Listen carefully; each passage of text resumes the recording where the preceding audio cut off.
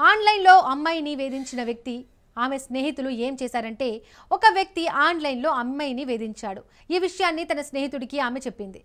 ఆ వ్యక్తిని అతడు హెచ్చరించాడు. అయినా వేధింపులు ఆపకపోవడంతో ప్రతీకారం తీర్చుకునేందుకు స్నేహితులతో కలిసి ప్లాన్ చేశాడు.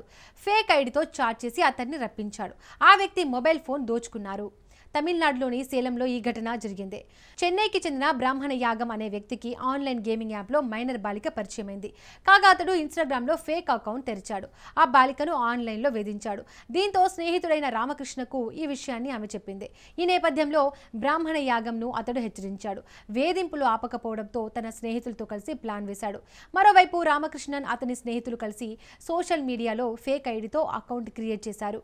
బ్రాహ్మణ యాగంతో చాట్ చేశారు. తెలివిగా అతన్ని సేలం రప్పించారు. అక్కడి వంతెన వద్ద అతన్ని అడ్డుకున్నారు. దొంగల మాదిరిగా నటించారు.